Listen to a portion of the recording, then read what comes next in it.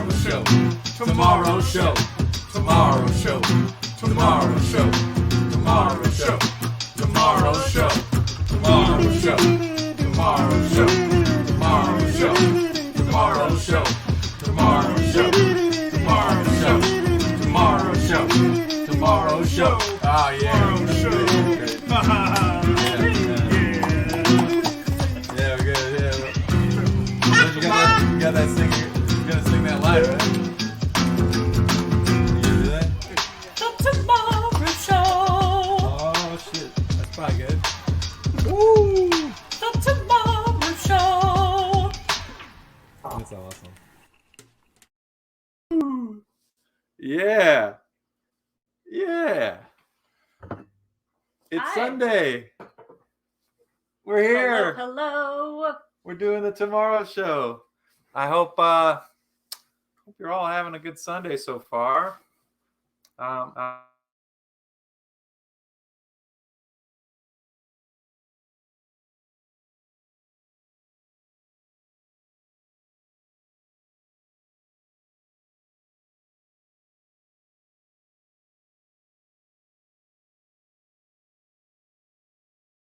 Beginning. Sorry. Not a smooth beginning at all. But hey, we keep trying at it. So I think we're okay. yeah, I just want to welcome everybody, give you a chance to get settled. Come on in. We're on the network. This is the Tomorrow Show. They see Erin D. I'm Mike V.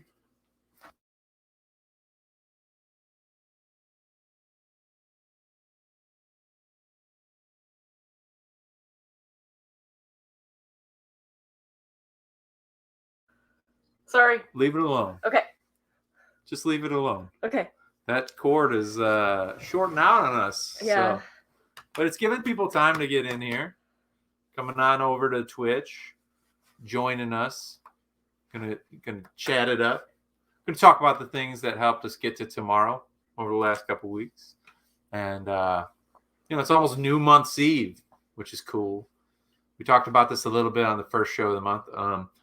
If you want to try out New Month resolutions with us in the coming month of February, get it. We support that more realistic goal setting if you're into that. At least it's more realistic for me. I don't know about you.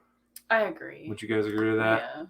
Yeah. And make sure. Oh goodness!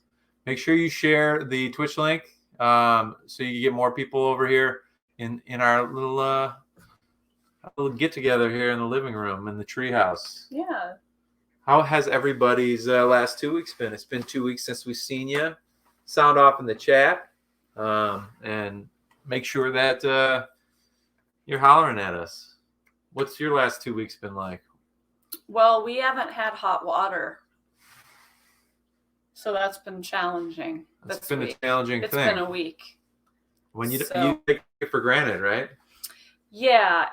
Yeah. And then the thing that stresses me out is that there's like random people that you don't know coming into your house. Like one of them we know because he's our handyman, but then there were like 2 other guys that I didn't know. And then you're like, I'm socially awkward. So they're in your house and you're like, what do I do while they're here? And that like stresses me out. So you can relate to that? And then our animals are barking and meowing and being crazy. And, it's just a thing. So. Yeah, not the coolest thing. Yeah. So hopefully to have it your gets water fixed heater tomorrow. On the fritz. Yeah. Yeah, I mean, when you're boiling water to wash your hands because your water is freezing, it's like aching your bones to wash your hands. That kind of blows. Yeah. The strangers. I don't like that. I don't like that. You don't like strangers in the house That's either? I lost at first because I get it. It's don't like that. No. I do not like that. Yeah. So. But. Yeah. So that's that. So AC's been a good friend. He's been letting us use his hot water. We are blessed with good friends. That's for sure. And yeah, and otherwise we just been resting a lot this week because it's cold out and yeah.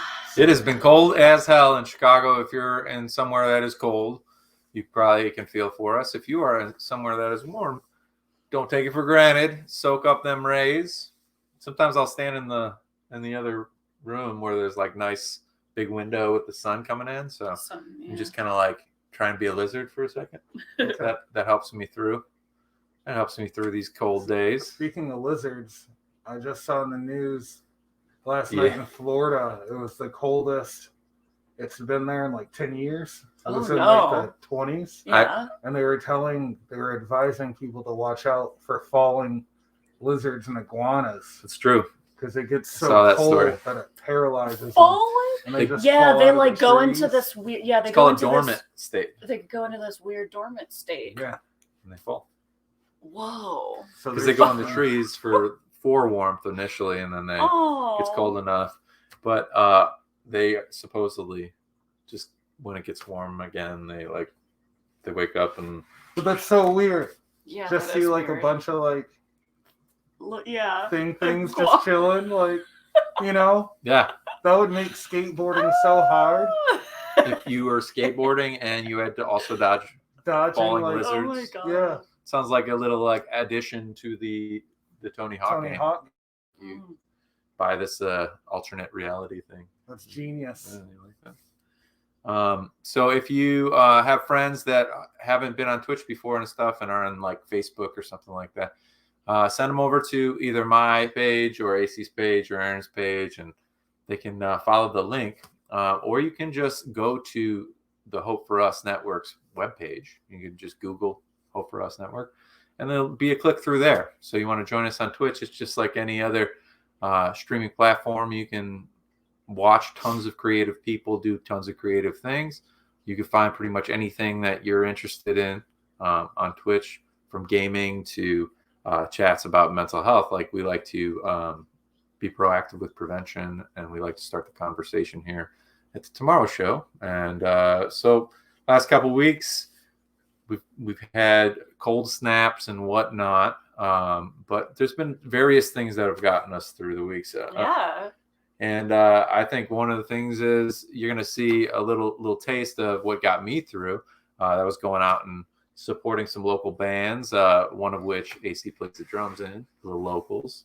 So on today's show, we'll be searching for goodness, you know it, and we'll go to the Burlington Bar, see a trio of local bands. Another thing that helped get me through was our Theory and Beat collaboration.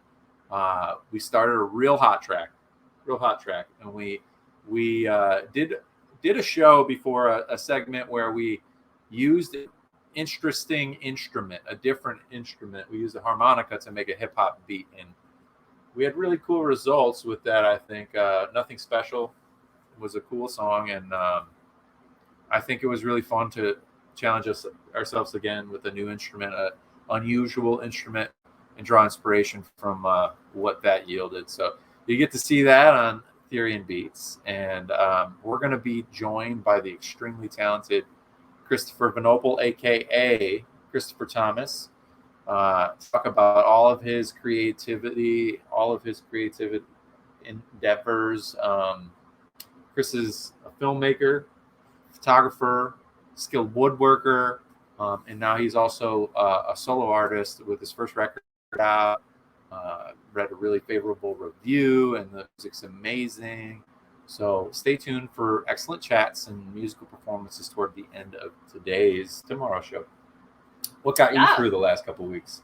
You got a little something in the mail? Yeah, I also I got to dye my hair, which is fun. That's fun. I've been talking about doing this color for a long time, and finally just did it. So that's fun. It was super duper purple. It was like the glue stick at school purple. It was amazing. And then I washed it once, and it's like diluting, which is nice. Yeah, that's the cool thing is you can try it, and if you didn't like it or something like that, it's temporary, right? Yeah.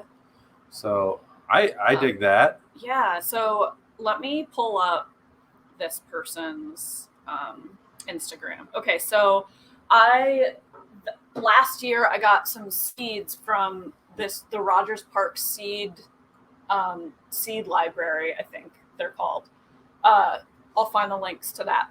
But it's run by this local person named Molly Costello. And then I found out, through that she's also like an illustrator and designer. So I got this hat.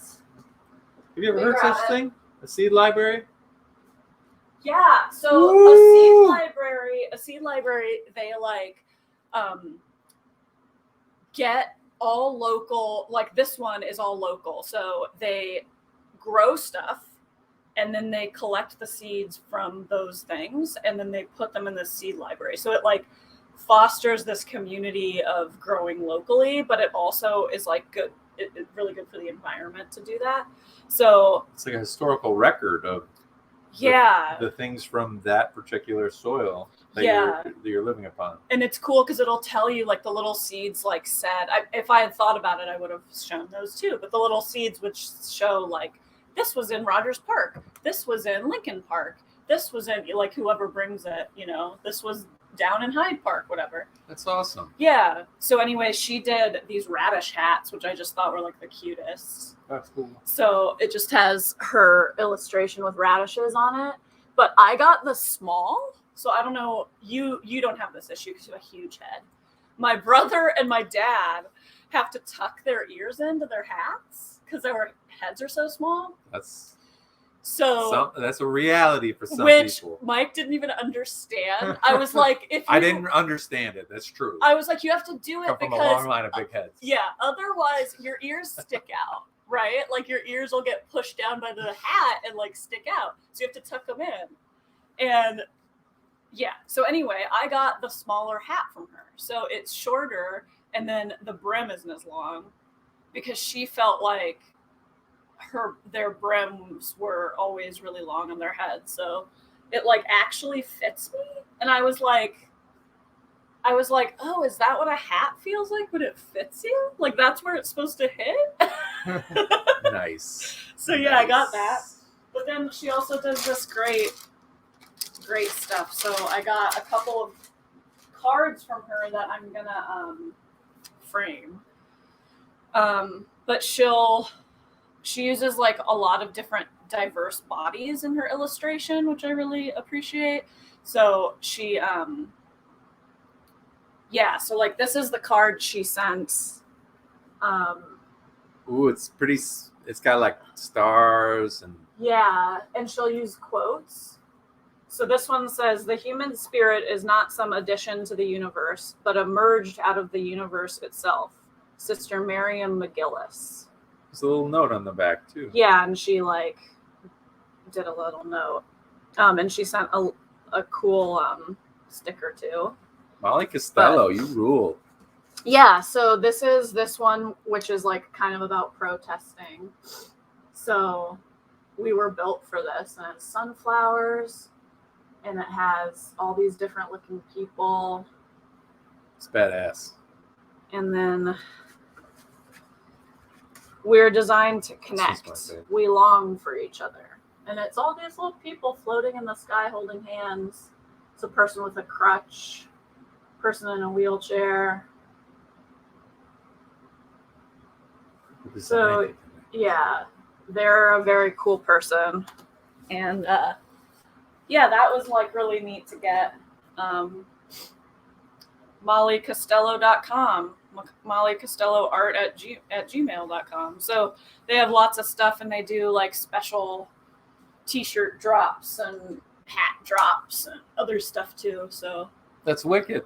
Yeah. So that was one of it's a little bit of a searching for goodness, but something that got me kind of through. Nature too. Kind of nature is amazing, and so are you. Yeah. Because the seeds and the radishes. Did you ever think about drawing something, illustrating something, and then turning it into a fabric or, a nylon or whatever, and then having it made into some type of apparel, clothing, whatever? It's a pretty cool idea, right? She illustrated probably a handful of radishes, and then just used additional resources to turn it into something you wear. Yeah. That's pretty dope. I like that. Yeah. Nice. I like the "we're all connected, we long for each other" sentiment, because that's what we're doing at the network. We're trying to connect the dots. We're trying to show people that, yeah, the more you talk, the more you feel like you're not alone, and that you can be with people who are very, very different and very, very diverse and constantly learn from each other. It's really fucking cool to do it that way, actually. Yeah. If you haven't done it, try it out. Try it out. And I guess that's one of the beautiful parts of the internet, is that it's brought lots of different people together that otherwise wouldn't have been connected in a positive way. Like a lot of people that just needed to be connected, needed to feel connected in some way, and this was the way. Yeah. So I think that's why things like Twitch are a huge community, by and large, of supportive and loving people that want to take care of each other rather than tear each other down. So that's kind of cool. This is a really cool quote. Stepping into our accountability can be a moment of liberation.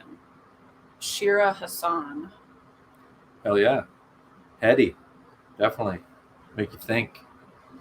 How was that concert you went to? You went to see the band Thursday, right? I did. Where did you go see them? Concord Music Hall. And for Cool. people that don't know Thursday, what kind of band is Thursday? Like post-hardcore. Some would say emo, I Yeah. guess, but I'd say post-hardcore. From Jersey. From Jersey. What's your go-to album by the band Thursday? Oh, Full Collapse. What's it? Full Collapse? Yeah, it's classic. Full collapse. Cool. They're all good, but that one is... It stands out for you. Yeah, it's like wild how a record could like also just hit you at the right time in your life too, and then it becomes like meaningful. I don't know if that's the case with that record, but Sure, yeah. when a band has a lot of records you like, it's kind of weird how the one stands out to you can be an entirely personal experience, Did they play some of the shit off your favorite record? Oh, yeah. I mean, they've been a band for so long that I feel they played the hits. Was that like the 2000s? Yeah, probably around 2004, Yeah. 5, Yeah, I had a lot of friends that liked them around that time. somewhere around there. But yeah, Nice. it was good. Now, AC going to a show these days are you still like moshing and stage diving and being No. a wild man? No, Did you used to stage dive and mosh and stuff like that? yeah, Did you ever get hurt? no, Not seriously. no, never got hurt. How many Yeah. times have you stage dived? Lots. Twice. Not twice. Yeah. Have you ever stage dove? No. I'm too scared. I've never stage dove. But I do Stage know dive. that those communities are really good at like catching people and helping each other out. So Sure. I do know that. Yeah. But I'm still too much of a woman. I know our showrunners probably fucking stage dive a bunch. Yeah. Oh yeah. God damn. Oh yeah. God damn. Yeah. I'm retired. You're retired stage diver. Yeah. Many years. You just kick it in the back a little bit. Sit in the back, Enjoy yourself. arms crossed, earplugs in next to the sound guy. Yeah. Why do you sit by the sound guy? Best seat in the house. Best seat in the house. Best sound in the house? In my opinion, some people would say that. Some people would argue that, but I feel That you sounds can, like you know. my dad. Yeah, my dad would always go like stand by the sound guy and listen for a while. Your dad was a roadie. Of course he'd go by Yeah. the sound guy. He knows what's up. He'd stand there with his arms crossed. Yeah, he'd be like, I'm a roadie, I'm part of this team. Yeah. That's awesome. Man, we should have your dad on the show sometime just to tell road stories. Can you imagine Wouldn't that him be trying rad? to figure out how to stream? Oh, he just clicked the link. You'd be Oh, like, I "Dad, don't click the know. link." Oh no. Jamie Dunbar's got Oh. stories. Maybe we could see. Oh man, it'd be awesome. It'd be like a legacy show. Anyway, should we? Speaking of searching for goodness, should we? Yeah. Should we experience a night out in Chicago's Logan Square neighborhood? I will be your guide, and I will be You know. your guy. yeah. So, Dan, if we can please cue up. This is the searching for goodness segment for this week. We're gonna show you just a little bit of a local music showcase that happened at Burlington on last Saturday. And yeah, it gives you a little taste of two really special bands. Didn't get footage of the third band, but this is home entertainment.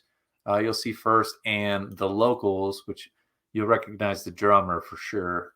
And yeah, I hope you enjoy it. Searching for Goodness. I'm going to go surprise AC at his show at the Burlington tonight. Searching. You got it. Searching for Goodness. Come on.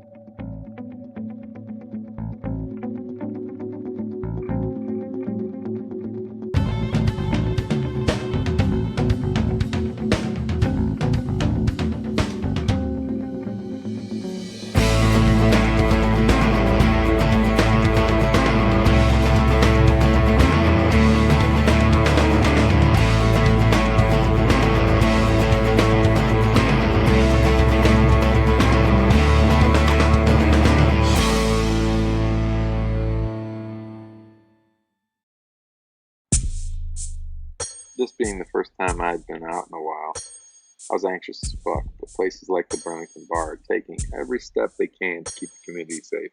That means a lot to me. Probably means a lot to the other artists too who might feel conflicted by performing these days, so thanks to the musicians, the venues, for doing what you do. On with the search. Jeans is ready and John is ready. We'll hit it.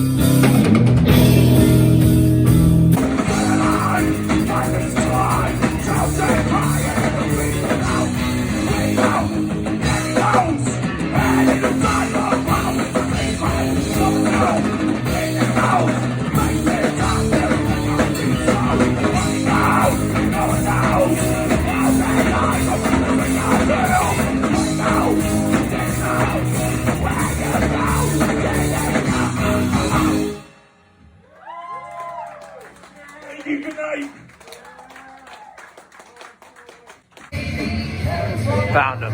There he is.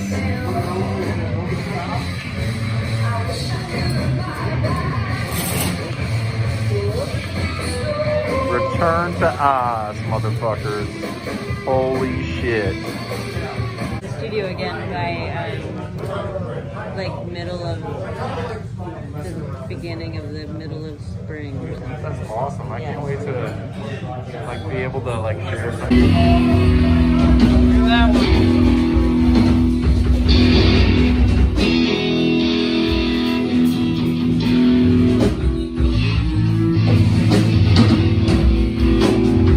This bathroom's pretty special. It's part of I don't know, the bad candy industry, I'd say. God hates you, but I don't, is what that says. You can barely see it.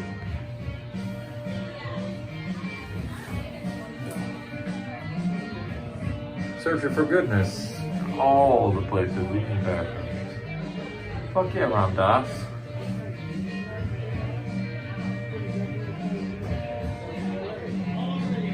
Yeah, fuck yeah, frog. Life is not but a journey to find love.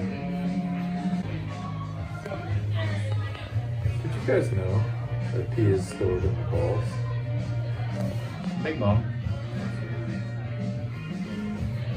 Big Bird fucks. Lucky. Amen.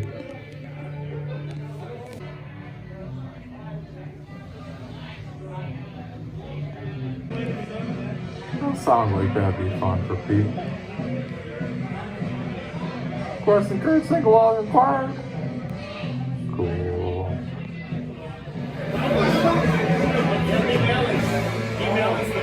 This thing's way better in a bar.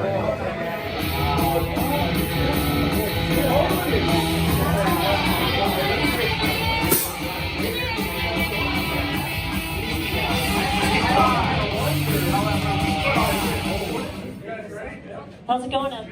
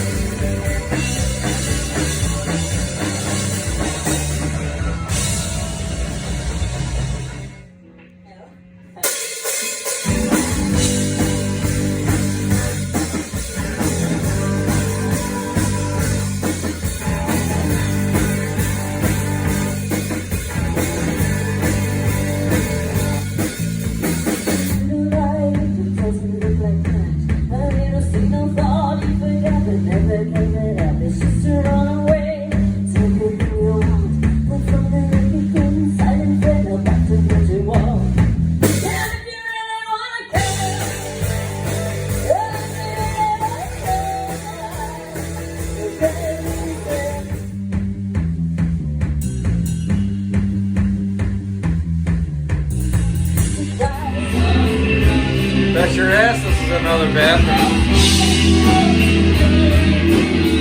Don't just look at the stickers. Look in between.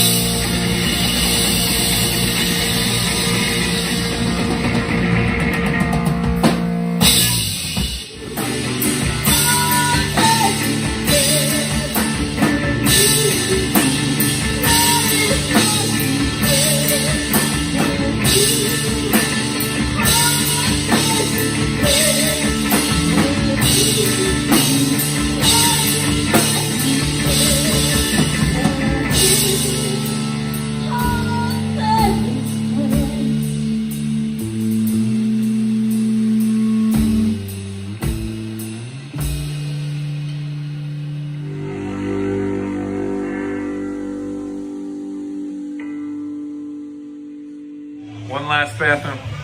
How about that? 3 whole bathrooms. This one is actually more subdued, I'd say. No shit. You kidding me? That's pretty fun. So it must be like constantly turned over. Our children will try to find this kind of love. It's fucking beautiful. So this is pretty fresh in here. I know we all got this one covered because it's a classic. Disney Plus is better than bar anyways. But check this shit out. Drag bingo every second Wednesday. Who's going to drag bingo with me? Posted by Kitty DeVille. Let's fucking go.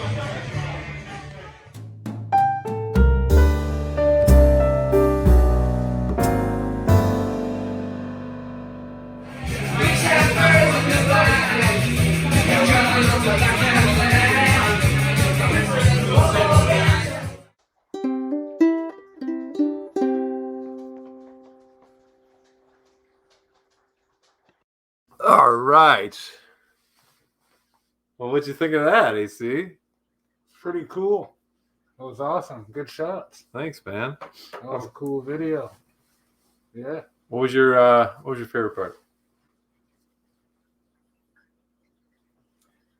The bathrooms. 3 whole bathrooms. 3 whole bathrooms. There are 3 whole bathrooms there. 3 bathrooms. I think that it's important to note the silliness of the bathrooms is one thing, but secondly, sometimes when you're like needing a little, I don't know, a little something to get you out of your head or something to make you chuckle or something to just distract you or whatever, there's a lot of cool things in the randomness of the stickers slapped up in a bathroom, wouldn't you say? Sure. I mean, I think it's pretty fun to look for treasure in like unusual places like that, even if it's just like a line of gibberish or bullshit that somebody just wrote on the wall with a Sharpie. Well, if that is the case and they have to go to the bar to get a Sharpie, hopefully they like thought about what they want to say. But I mean, like, how many Not people writing gibberish? Yeah. well, but how many people you think didn't even think about going to the bar to ask for a Sharpie? They just wrote some shit on the wall, and then like Burlington was like, Let's just make this. let's just paint this every once in a while and like just encourage people to write whatever. Yeah. I don't know. I think it's cool. Yeah, Yeah. I like it. I really enjoyed. I always enjoy watching you play the drums, and just like you're a great drummer, first of all, but it's also cool to watch because your chains and your hair is flying everywhere, and just very commanding. Yeah. Wouldn't you agree? Yeah. What was your favorite part? I don't know. I like the like atmospheric like feeling of those kind of videos where you're like I like that you went into the bathroom but you could still hear the music playing. And Yeah. just, it's like, oh, this is what it's like to go to this place. Totally. And give it up for Home Entertainment. I'd never seen them before, and they were pretty damn cool. Very good. A cool like mixture of things, but I felt some talking heads going on, but then like a little harder edge there at the end. So kind of looks like our boy Scott. I thought the bass player. Oh yeah. Do you think they look like Scott? No, No. not really. I'm alone in that. So AC, how long have you played with the locals now? Ooh. Yeah, how long has it been? It's hard. It's probably hard to remember too because of the pandemic. It's been like 3 years. Yeah. Nice. Cool. Yeah, sounds about right. Yeah. 3 years. 3 years. Well, that's cool. Yeah. Well, what's going on with the locals? You guys got some new shit coming out, don't you? We had released a record right before the pandemic, Mm-hmm. like a lot of people did. It came out in the fall 2019. We had planned to do a lot of shows in the follow-up 2020 with, some possible touring behind it. And then, of course, everything happened. Yeah. So now we're just trying to, get back out into markets, play more. Cool. I think we were toying with the idea of maybe a re-release, but I don't really know yet. That's awesome. That's Yeah. awesome. Just talking ideas. So being creative. Yeah. Well, Yvonne, your singer, has lots of really great ideas. Yeah. That cool new sign you guys have, that's the QR code. Oh yeah, That thing's really cool and striking. All the artwork, the music videos, the animated ones you guys put out. Yeah. Really damn cool stuff. She's great. Great songwriter, good guitar player. She's funny. She's cool. I was saying while it was playing, I don't know why I've seen the locals 2 or 3 times, but I don't know why it never occurred to me that has these wicked Patti Smith vibes. It's so Patti Smith like. Yeah, I can see Patti that Smith for rocks. sure. Yeah, Yeah. I can see that for sure. Does Yvonne have influences that she's mentioned to you that when you were first joining the band or anything like that?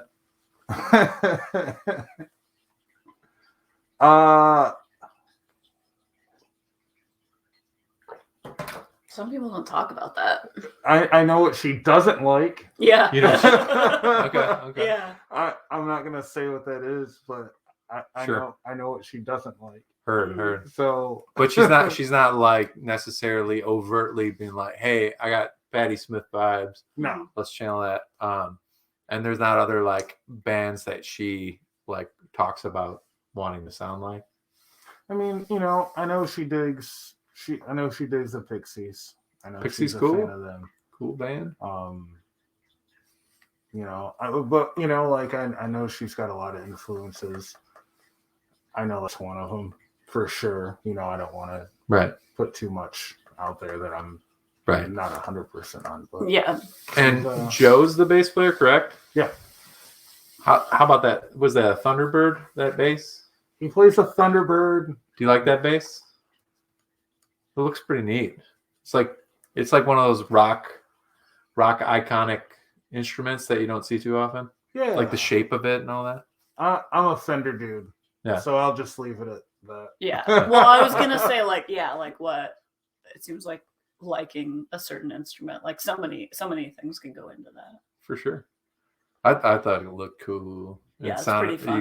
you guys were locked in, and it was rhythm section is important in any band, but especially in a power trio. Yeah. You know what I mean? Yeah. So that was 2 really excellent power trios. And in searching for goodness, I found it. I wasn't joking around about it being my first time going out in a while. So if you've been having anxiety about going back out, just think about the precautions you're taking. I think about the fact that I got my shots and I got my N95 mask, and I take my vitamin C and zinc, and I drink a lot of water, try to sleep enough. I'm trying to do everything I can, and that should allow me, and the tests that I can take if I really feel super anxious and worried about a little sniffle or tickle, and I don't want to be rolling the dice on that because I shouldn't. All those things can help me maybe be able to squeeze some experience out of life again. And as we get closer to spring, I think I'll try and warm myself back up. I don't know. Do you have anything to add to that? No. How about you?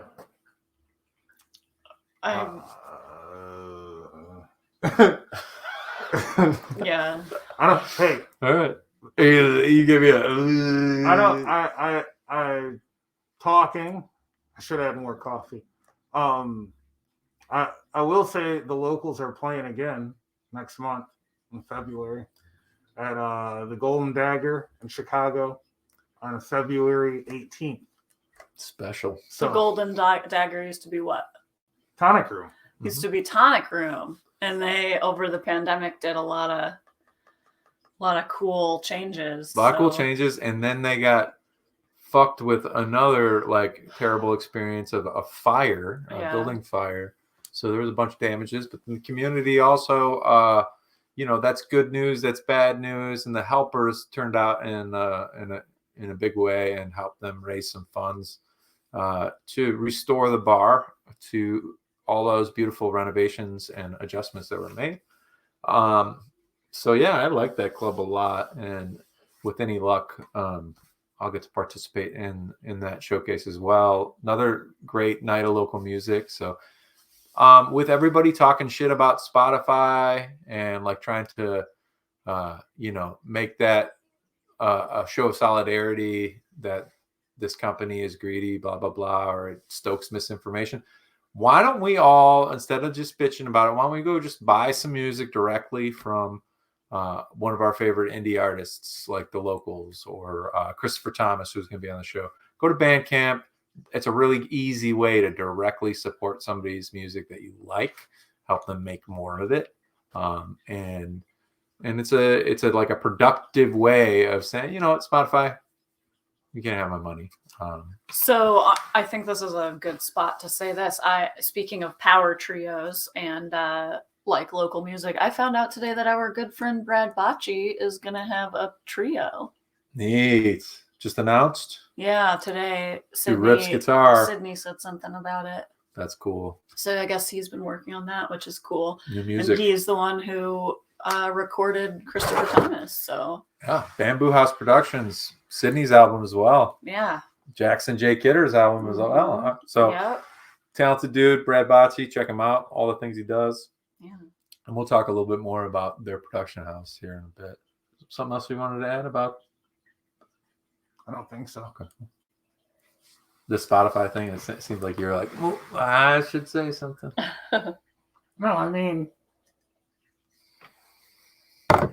if you like a band, like Mike said, there's Bandcamp. Search them out, because a lot of these bands have their own web stores Yeah. or links on their Instagram or their Facebooks or, you know, their link trees or whatever. Mhm. Patreon, You all know, that shit. Some of these bands, you can get their stuff anywhere. So, you know, there are ways of supporting artists, you know, big, small, you know, local, huge, you know. Yeah. You know, every bit of merch or, you know, CDs or vinyl, like it helps, even digital downloads. So Yeah. Yeah. there are ways to support, you know. Yeah, it beats the shit out of a thousandth of a penny for streaming it. Although, if you put you know, any of your favorite bands on playlists and stuff like that, and your playlist gets hot and you're sharing it around, that's cool. That's helpful. Get it out to more people. So you know, it is what it is. But there's not just Spotify. There's Apple Music. There's all the different providers that you can kind of think about what's best for you. But ultimately, find a way to support those artists directly. Sometimes bands will even do special things like on their Bandcamp. This coming Friday is a Bandcamp Friday, a special note, where the Bandcamp as a service doesn't take their usual, you know, nominal fee that they charge on artists that are, you know, getting paid. So if you want to buy music this Friday from one of your favorite artists, even better. Because they'll get all that damn money. They won't have any cream taken off the top by anybody. Locomotive's got a special digital deal where you can get the whole discography plus the bonus solo stuff that is up there and only there. So, you know, scope it out. Scope out all your favorite bands. They probably got some special stuff. They got Patreons or something like that where you can help them make more music. And you know, at the bare minimum, do a couple clicks, get your like on, get your follow on, because that stuff matters too. Cool. Well, that's awesome. I'm super excited. Yeah, what's next? For the Therian Beats this week. Yeah.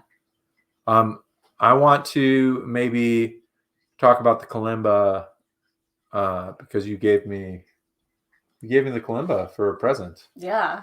And it was a headache for you, huh? When it finally got here. It was a whole ordeal. My Yeah. birthday and Christmas happened to be the same day, and her birthday's in December as well. So, Yeah, so I'd ordered this kalimba. what made you And- pick a kalimba?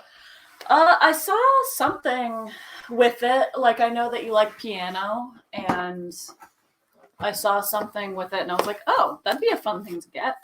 It's pretty good. But then I also found out that you can, they can have, I always forget the, Number of keys or whatever No, what- tines. what the plug-in. Oh, a pickup. I don't know why I always forget that. A little input. They output. have, I also found out that Output. some of them have an input Nice or little a bag. pickup in them. And I was like, ooh. Right there. I could plug this shit into my pedal board. So It's badass. yeah, so I ordered one and they sent me the one without the pickup. And then I ordered another one, returned that, ordered another one, it didn't come. It disappeared. So then finally came. It's awesome. I love it. It's called kalimba, spelled Kalimba. That's right. Do you know anything about this instrument? Well, It's that an one has, It's an African instrument. I believe so. I think some were made out of gourds back in the day. Yeah, there's tiny ones that people have that have like 5 tines, 5 notes. This one has 21. I guess 21. the usual is 17, but this has extra bass notes. So The longer ones are bass notes. The Yeah. longer a piece of metal, the lower the pitch is going to be. So the shorter ones, much higher than the lower ones. Physics. and pretty cool. you can kind of do some fun stuff with the holes on the back. This thing. And in order, that little hammer, mini hammer, Tap, tap, tap. that's how you can tune it a little better. Yeah, you fine tune that shit. If it's like one of them's like slipped a little bit out of place and it'll be like maybe flat or sharp, you can go tap, tap, tap on either end and kind of resituate it. And using your ear kind of retune it, which is cool as hell. I didn't even think about that. So she's gotten me some pretty great instruments. She got me a ukulele one year and she like did a really great job researching like she always does when she buys something. But it didn't have a pickup in it, which I think, That's okay. It was I a think super would have been quality cool. Cordoba that you got me. yeah. And then you didn't just give me any kalimba. You definitely looked into it and found one that was like nicely made. And I love it. I even got to try it out at the rehearsal space through my pedals and my looper and stuff like that, and tried to play some drums to it at the rehearsal space, just goofing around. But it sounded like something more for like an avant-garde, abstract kind of performance. Yeah. I'm really excited to show people the inspiration we drew from this instrument in I'm excited to see. the Therian Beats this week. It sounds like a little harp. Sounds like a little mini Kind harp. of, yeah. And not to get ahead of ourselves, but so far since we made the Therian Beats in your Beat Lab, are you feeling pretty inspired to finish that thing off? Yeah. Do you have any like teases of what it's shaping up to be? No. Okay. It's gonna be A surprise. a surprise. It's gonna sound great. I was late getting here because I was editing and arranging it. So it's gonna Oh be, yeah, so you're in. You like it. it's gonna be really good. Well, just shout out to everybody tuning in right now. Therian Beats is a recurring segment. There's songs from me and AC that have been debuted here before. This is going to be a process video, more or less, with a to be continued part 2, like we did for the Heavy Holiday song on previous Therian Beats. It's a good song. We should make that available. We should make Nothing Special available. We'll probably try and figure out a way in the coming months to make those available to you all, even if it's just like for instance, a band camp. I was gonna say, You know? like, what if we had a little Hope for Us Network band camp? What if we tried to set it up for Bandcamp Friday? Brainstorming. What is this? What is this? A brainstorming meeting here? Oh boy. Maybe we'll do that because I'm really excited to see where this song goes.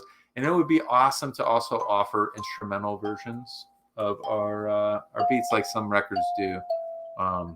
Encouraging people like on TikTok to remix it, or like encouraging people on other platforms to kind of collaborate with us. I think that'd be really cool. So let's do this. It's Kalimba time, everybody.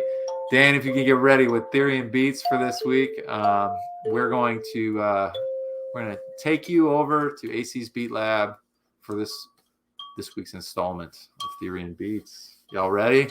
Let's do this. And Beats.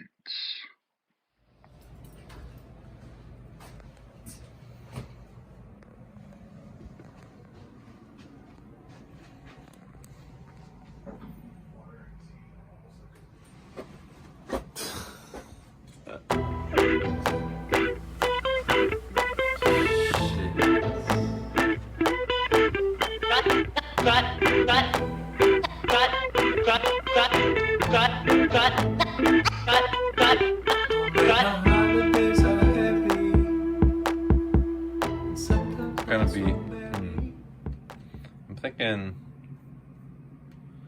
the kalimba is gonna inspire a beat today.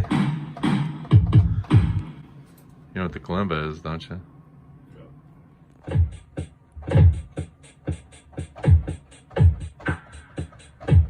That's pretty cool. Getting it. Is that what we want to do? Yeah, you just laying that hi-hat on there? What was that hi-hat shit you were just doing? That was crazy.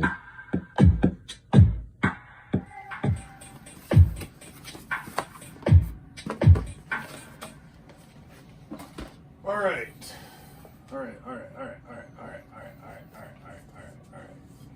So, It's a fine looking instrument.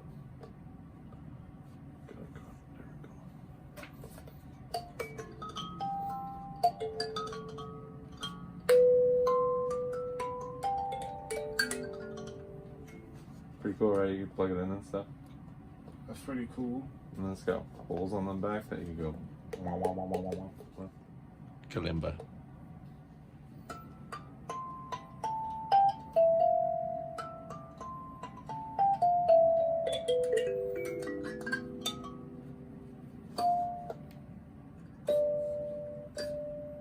think the proper way is with thumbs, right? I'm sure you can play it however you want, though. I'm sure you could. However you want it. Guitar pick. Not bad.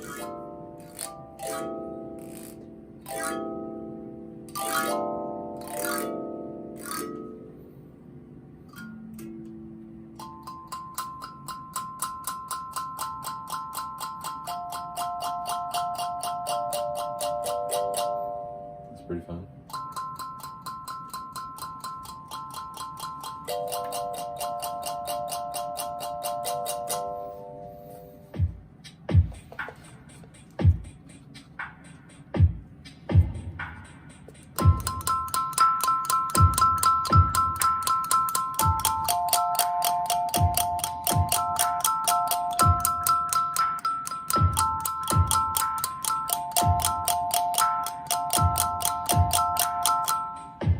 And then AC starts just jamming on the other side with another pick.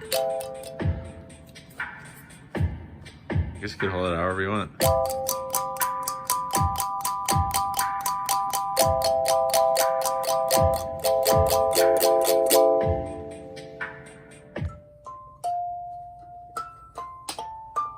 That sounds quite magical, Mike.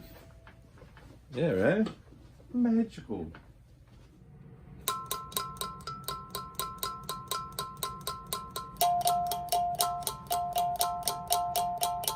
I'm gonna try it without the pick too. Keep it rolling. I'll come back. I'll come right back in.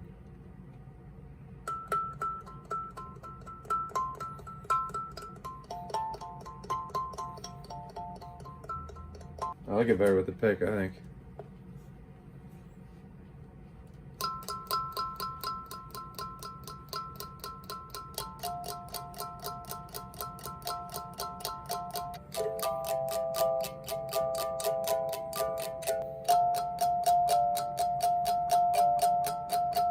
Try that out. See what we can do with it. I'm a little. I almost. I got an idea for in between.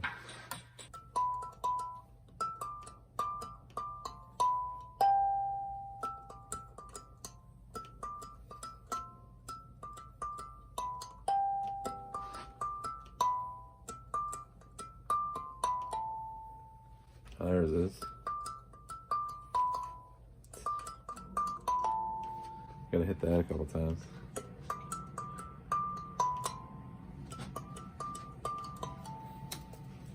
Do you want the other? Play the other thing, yeah. Okay. Thank you. Cool. Have fun.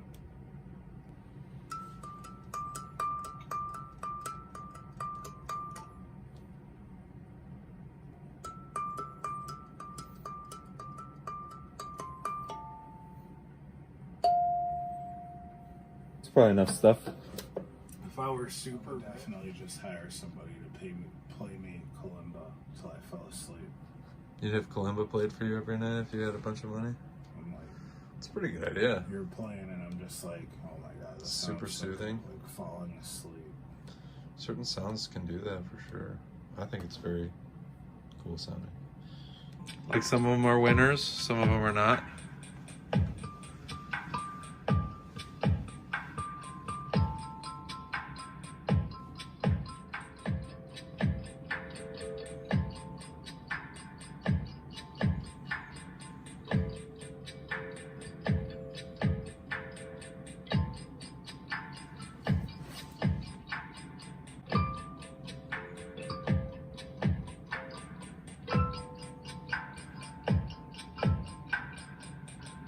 That's when I finally got it, I think.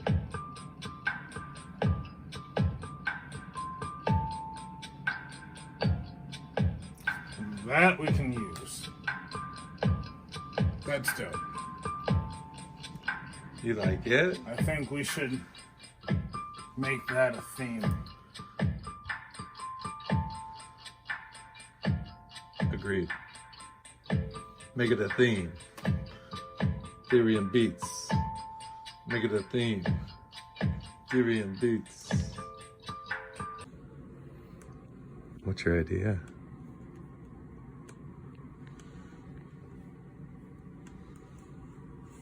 Little finger guy? Oh, you're gonna use the little finger guy? Hell yeah, you are. Cool. No, it's just drums. This is, I feel like, this is the beat where we would need a drop. And go straight to like an instrument? Yeah. Okay. I like the little fingers being like the beginning of a drop because it's the quietest. So do you want to put little fingers right here? Yeah, maybe. I think that'd be tight. You think that's a hot track? You think that's a good hook? I'll sing it a couple ways. No. Same way? The way you just said Okay. Some consider us crazy, man. I started at 17. Sounds good. Here we go.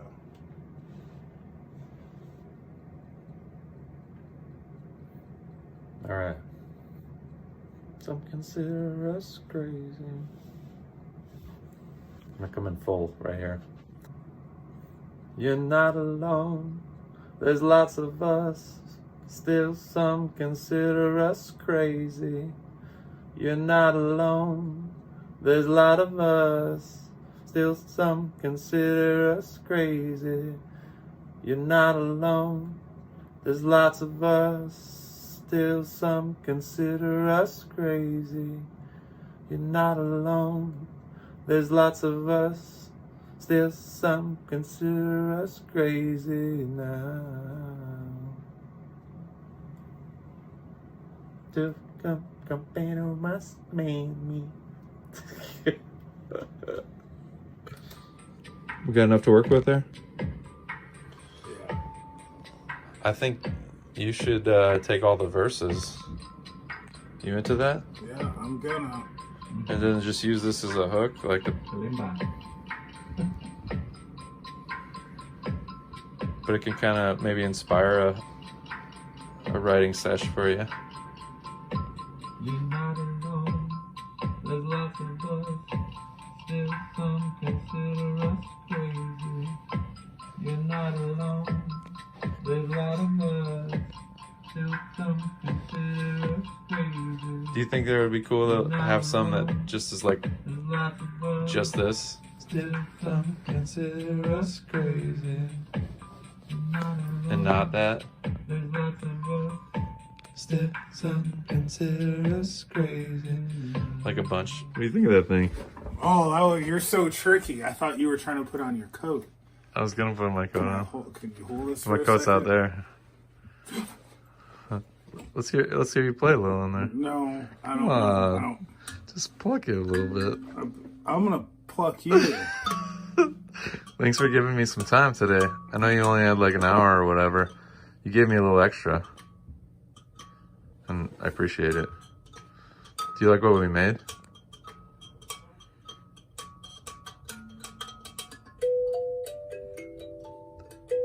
Do you like what we made? Inspired by another unusual instrument. There's no harmonica. There's no harmonica beat. This is a what kind of beat? Kalimba. Kalimba. Kalimba. Love that thing.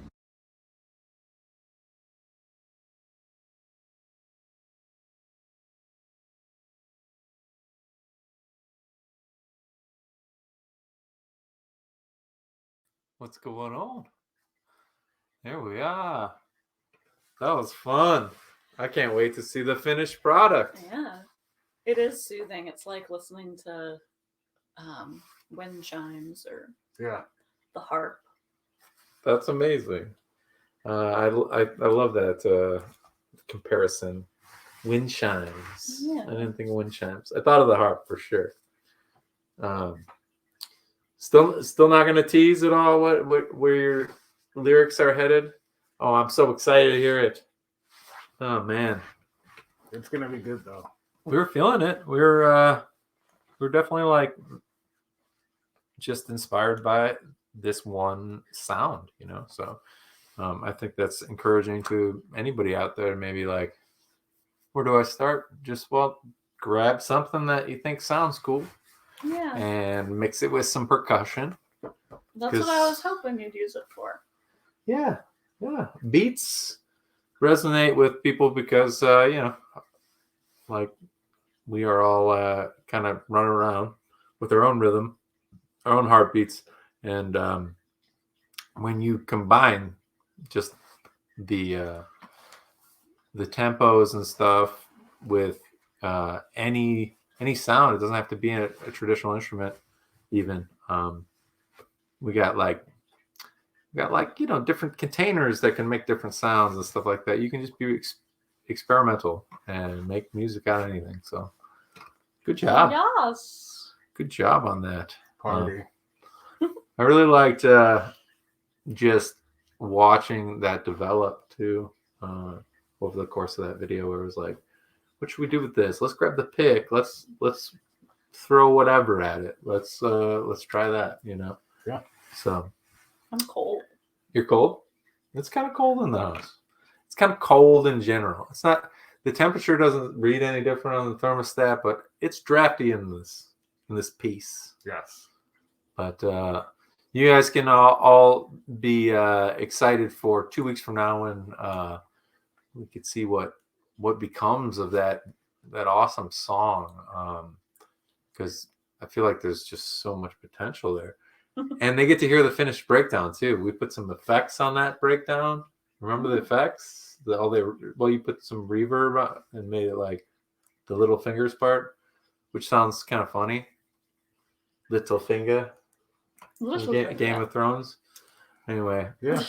there's a cool breakdown that you'll get to look forward to, and just in general, hearing AC do his thing. So, along those lines, we talked about it last time. How's volume 2 of the Quarantine Chronicles coming?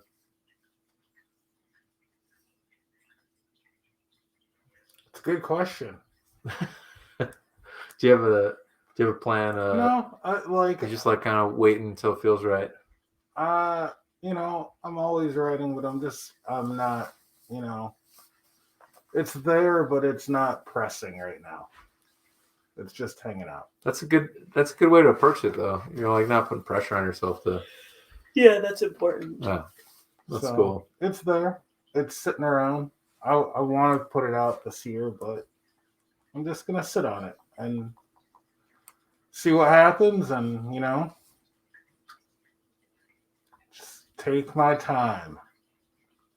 It's there. It's not going anywhere. Well, I mean, I'm gonna help you if you want it. But I again am excited as hell from the minute you started making your own music. I was excited as hell to hear what you created, and definitely been awesome. And another creator on the show, Chris Vinopal, is going to be joining us here in a second. I think he's backstage. Cool.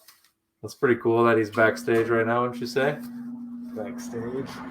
Chris is joining us from North Carolina, where he lives with his wife Amanda, their dogs. Beautiful piece of land. He's got his wood shop. He's got his instruments. He's got a lot of cool stories, likely about the films that him and his wife have been working on, and their recent history in North Carolina. They were Chicago people prior to that, and Los Angeles people before that. So we'll get to ask Chris all about that and more. Let's bring him out, right? Let's bring that dude out. I think it's time. Let's bring that dude out. Yo! Hi. The Tomorrow Show. The Tomorrow Show. The Tomorrow Show. Yeah. Tomorrow Show. Yeah. What's up, y'all? Hi. Great to see you. It's great to see you three. Yeah. What's up, AC? Can you believe this? Oh, man. Believe this guy? The power of technology bringing us together. Kigley up in the chats screaming, "Yo, Chris, Big Chris!" Yo, yo, yo. Yeah. So we're really happy to have you on the network, on the Tomorrow Show. 2022, Christopher Thomas. We got so much to catch up on, and you've done so much. I kind of want people to know, first off, like right now, you are in North Carolina. How long have you guys been living there?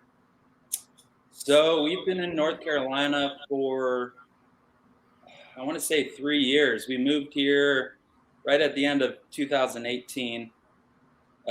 Moved to Wilmington and, just started renting and checking it out and living. And so we've been here since then. So what is that now? Almost 3 years?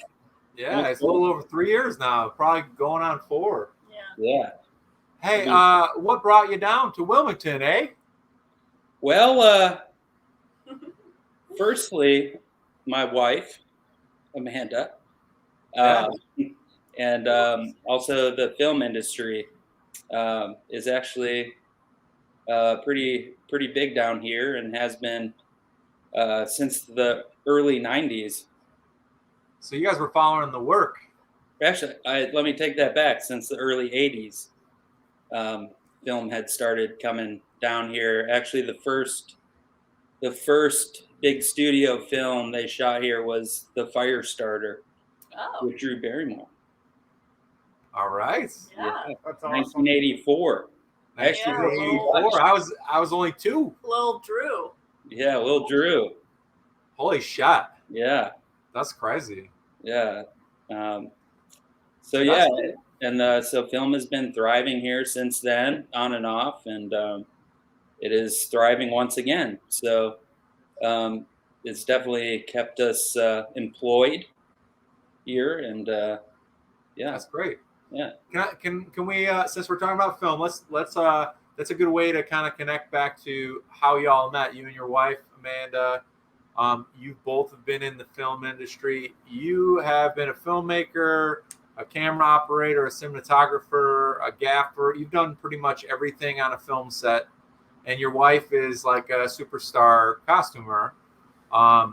So roll it back to young Christopher, and you went to Brooks. Little Christopher. Yeah. And you were like, I'm gonna make movies, right?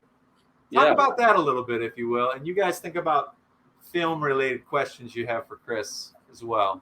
So getting into the film industry was just kind of something I wanted to explore really when I was younger. I'd gotten into photography during high school, which really, just figured out my love for visuals and photography and pictures and images. And I've always been a very visual person.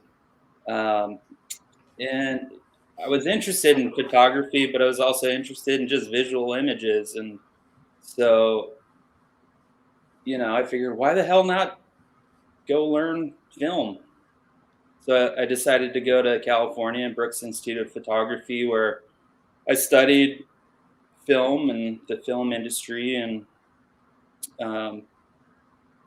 just kind of kept going with it, and ended up from Brooks Institute. I ended up starting out as a set lighting technician on indie films in LA, and just started working the crazy hours and making.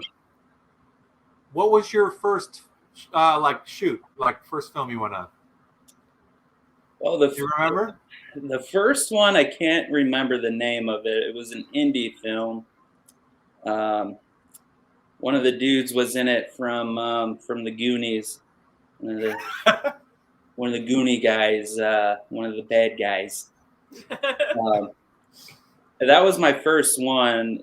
I showed up to my first film set. It was in Manhattan Beach, and got thrown onto a stake bed, which is a truck with open gates and a whole pile of cable, and was just a lot going on. We ended up running just more cable than you could ever imagine. So I had no idea. It was zero glamour in it. Zero glamour. Very hard work. And then they asked me after that first day if I was available for the rest of the days of that week. And I said, sure. So I just started learning after that. After that was the first full feature I worked on, which was a film called The Waitress. The Waitress, yeah. Didn't that get made into a play as well on Broadway or something like that? Yeah. It did, yeah. It has look at you. Damn. Carrie Russell. Carrie Russell and Nathan Fillion. Yeah. Nathan Fillion. No Yeah. shit. Yeah. What a heartthrob. You know that guy? No, I know Carrie Russell though.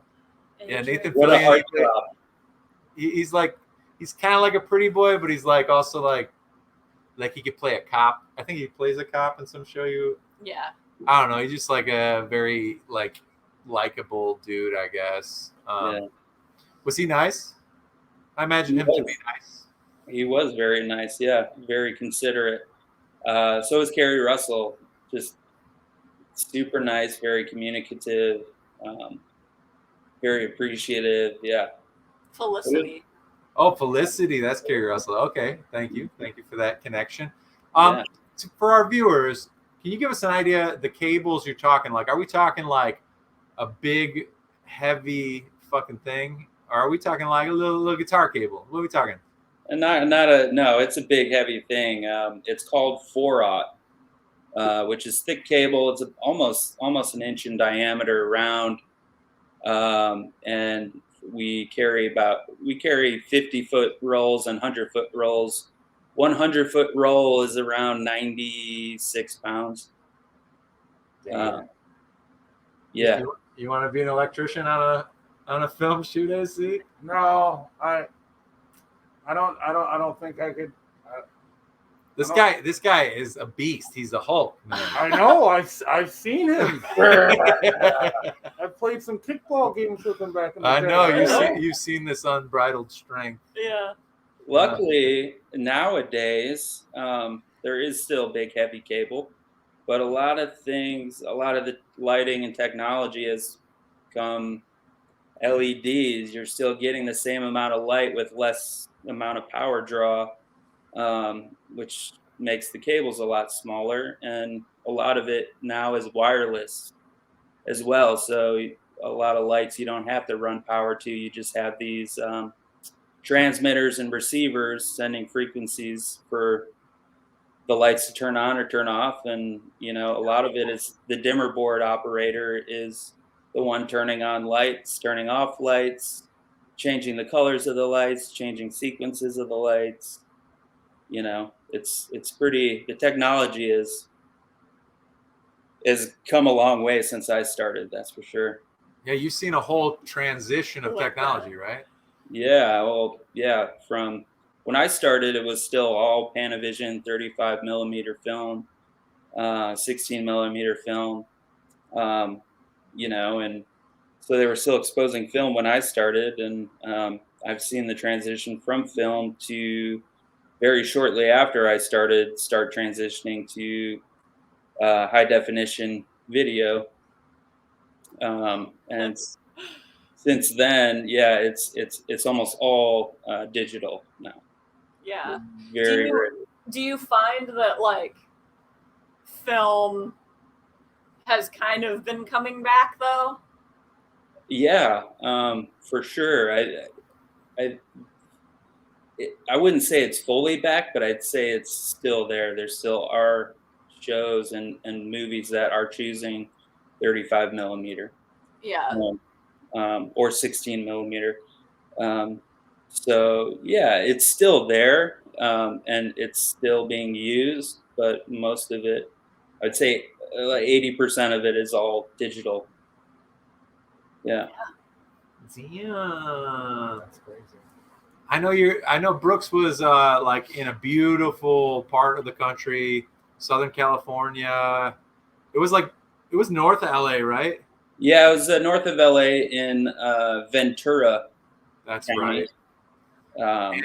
And you wanted to do cinematography then, right? Like Yeah. that was initially your vision, and then you kind of got your foot in the door with a bunch of electrician jobs, right? Yeah. I've heard some scary stories about you working on sets, just like because you're dealing with a lot of power. Electricity is very, very dangerous if you don't know what you're doing. So yeah, you were in charge of a lot of people's safety and stuff like that. Did you ever have any situations that were just like particularly scary? Yeah. Yes. I have. Yeah, it's crazy, and if you think about it, I had an experience I was working on a project in Manistee, Michigan, which is up near the UP, on the west side of the state, Manistee, and we had. I was a best boy electric at the time, which means I was sort of managing the crew, the equipment, location scouting, telling people where to drop the generators that we pull the power from. And we had 3 Condor lifts with big lights in them. And we were running probably around 800 to 900 amps of power, with cable running all through the streets. And basically, I'll set up the scene for you. We were shooting this scene that was a rapture scene. So basically they were setting up a stunt where a pickup truck drives right through the frame and runs right into a tree. And then there's this big like rapture and everyone kind of disappears type of thing. So, and we had 300 extras in the street for that scene. and it was pouring rain, and Oh man. so all the cables were running in the gutter, like right along the curb on the street, right? And with all the rain, the street started to flood a little bit, right? So now a lot of our cables are sitting underwater, which water is you know, very Conductive, very yeah, very bad for business. very bad. Electricity likes water. Uh, and we had 300 extras in the street, and we had no shock block, which is almost like a ground fault circuit interrupter for that amount of power. If ground fault circuit interrupter, which most people have in their house, in bathrooms or kitchens near sinks, especially in the bathroom, right? If you're, some water or anything starts to break from the circuit, it'll shut off, which means it'll, keep you safe. It won't, transfer. Won't jolt you. Won't jolt you. But here we didn't have a shock block, and we had 300 extras in the street who all had feet in the water. And I just didn't feel like it was safe, Who knew if there was a rip? Calling it off. Yeah, so they certainly didn't like that, but I pretty much said, boy. You were the best boy for the job. You were like, what are you thinking, people? We need to stop this shit. Yeah. No great entertainment is worth anybody's life. And the fact that money and producers see it as a big, pain in their ass, which of course it is. But my thing was like, yeah, unless you want to see 300 people just drop. Yeah. I don't know how you couldn't see that. Like, exactly. It's like, and so I went to the generator and I shut it down until we could move the cable or the streets, calm down. And hero.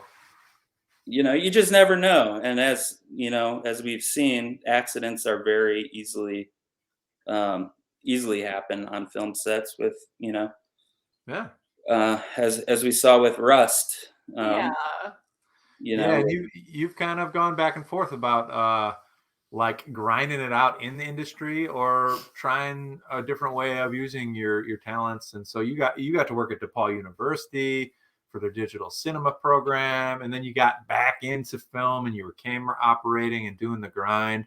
What are some of your favorite shows that you've worked on?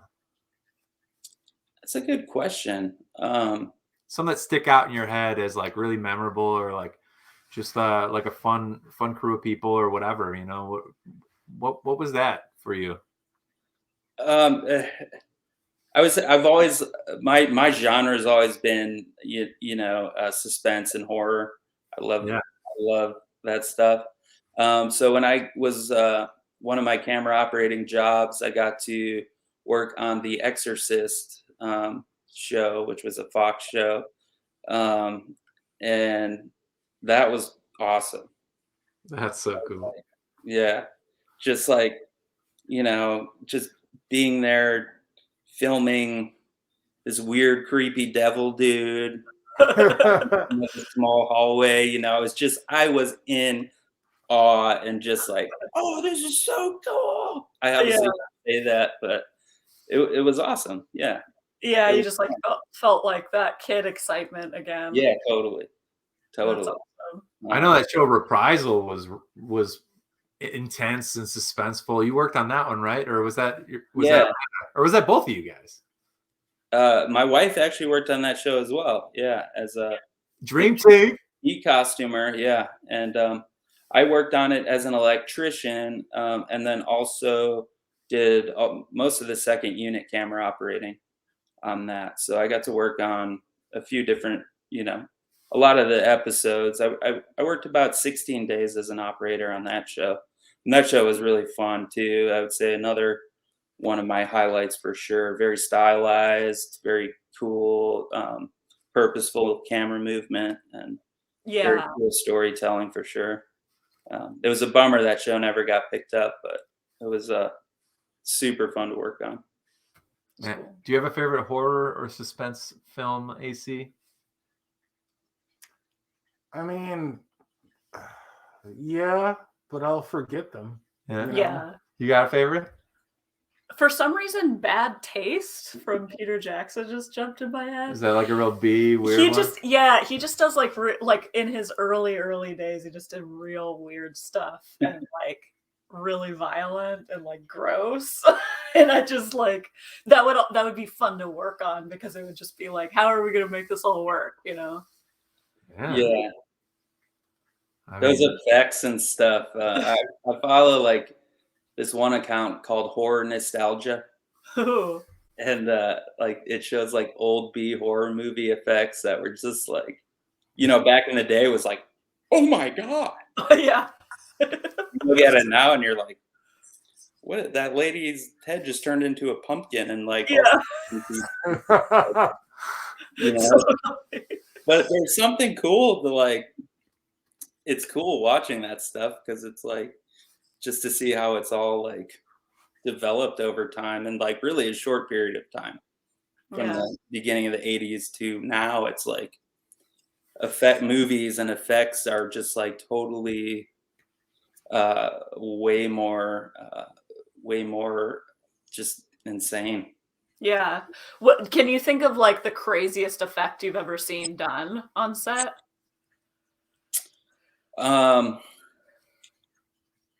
There was, we were shooting, I was working when I was still in LA, it was a little mini series called Nightmares and Dreamscapes. It was a Stephen King mini series. And we were shooting on a big blue screen stage. So it wasn't, it wasn't anywhere. It was all being composited in. So there's basically these little army men and this like army man villain monster running around with William Hurt in the final episode. Oh. And so we were on a blue screen stage, and it was full size actors wearing plastic army men suits. And they were on the back of this this like Jeep with a big 50 caliber rifle on the back of it. And so we were in the stage, and so we basically had to make it look like the lights look as if this Jeep was driving through this apartment. And so I was there as these lights are going around and spinning around. I was turning them off and turning them on while they were firing this 50 caliber gun, shooting blanks. And it was so loud. I had earplugs and I had the big earmuffs over. Oh my But God. every time they fired it, I could like feel my insides vibrating. Just like boom, boom, boom, boom, boom. It was insane. Scary. Yeah.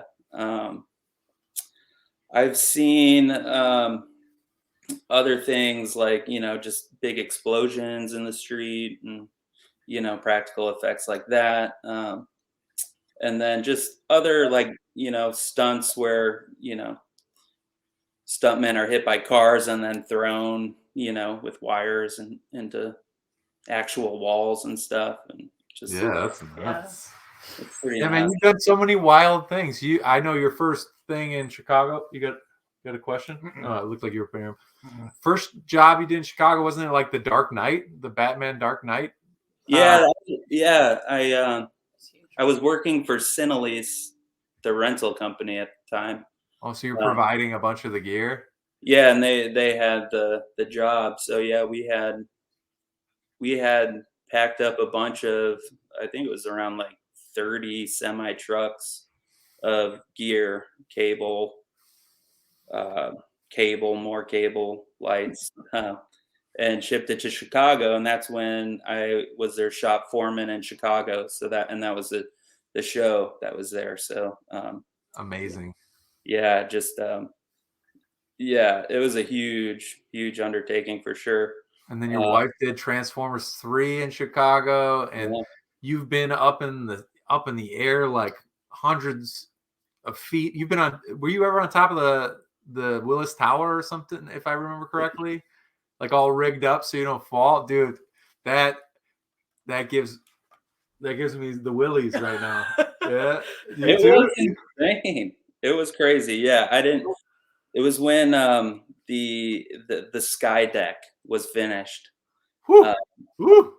Yeah, and so we were there to do this little video of the sky deck that would play basically in the elevators while you're going all the way up to the top. Right.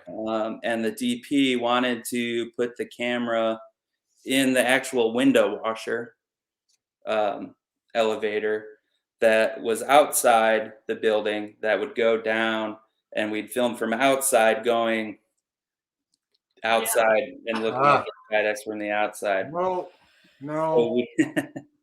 So we had to rig the camera on that window washer basket, and we had to go all the way up outside on top of the roof. And just to give you an example, when you're up there on the Willis Tower where the sky decks are, you still have another 6 to 7 floors before you're all the way up at the top. So as we're going up the top, there's this, it's painted on the wall. It says, "You are now in FAA regulated territory." Oh my God. Yeah. So we are so high that anything happens up there, it's FAA. Oh my God. That's crazy. Yeah. And I swear to you, off the side of the building is literally this gate, this metal gate. That was it. Whew. It was the coolest and definitely very frightening for sure. You're definitely braver than I, Yeah. and I bet the view was amazing. I bet like you're one of the only people that has like. I bet there's a very, very tiny percentage of people in the world that have experienced what you experienced that day. And I know you've been cherry pickers really high up and stuff, big bugs flying at you in North Carolina. Yeah. Oh man. But I don't want to get stuck in film territory. You've Yeah. done so many amazing things in film. I have one more question. Yeah. Okay. What's like your favorite camera that you've ever shot on? Ooh. My favorite camera I've ever shot on is probably the Arri Alexa and the Alexa Minis are great cameras. I think one of the best. My favorite lenses on them are definitely any type of anamorphic lens. I love anamorphics. I love the stretched and thin frames. Yeah. Very cool. Yeah. That's cool as hell. Yeah, you've just had so much gear over the course of your career that you've gotten to play with. You've done crane work too, right? Yeah. Crane shots. It's kind of like a specialty of yours. Yeah, I got to work with a company out of Chicago, Premier Camera Systems. Yeah, Premier Camera Systems. And I was a techno crane technician and a remote head tech for them, which was awesome. I loved it so much. It was because these cranes are used for very specialty shots and stuff. And yeah, basically they're just cranes with a camera that telescope out and up and down and around. It can pretty much go anywhere. So yeah, that was a super awesome job. And that was the last job I had in Chicago before coming to North Carolina. You ever seen the Adam Sandler stand-up special, the more recent one? Chris did a bunch of that crane work on that show. And the Sandman. The Sandman. That was a cool ass job. The Sandman.